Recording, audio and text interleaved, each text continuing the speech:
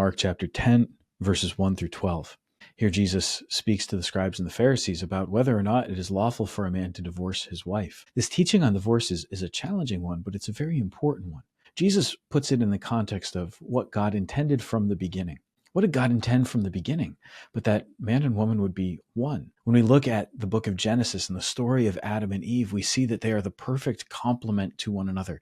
They are that perfect help, that support to one another. And so in that complementarity of man and woman, what we see is that they are to be walking with the Lord.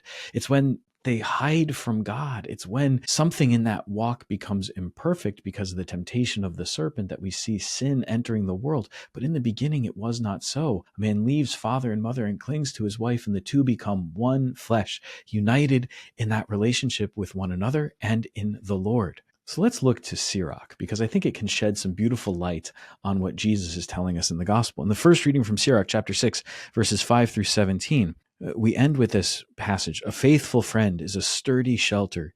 He who finds one finds a treasure. A faithful friend is beyond price. No sum can balance his worth. A faithful friend is a life-saving remedy, such as he who fears God finds. For he who fears God behaves accordingly, and his friend will be like himself. If we think about marriage, marriage is actually friendship. Marriage is about the highest form of friendship, the most perfect friendship. And so what is friendship to be but what Sirach says, a sturdy shelter? When we find a friend, we find God himself. When we walk with our friends, when we fear the Lord and we teach our friend to do the same, then what would happen in marriage if husband and wife together led one another closer to the Lord? This is where that original sin entered, when Adam and Eve failed to do that, when that relationship was broken. And so they became less like God and more divided from one another.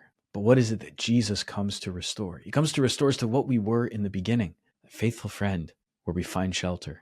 He comes to restore us to what we were in the beginning, that beautiful image and likeness of God, complementary to one another, building one another up in love, and walking more confidently each day with the Lord.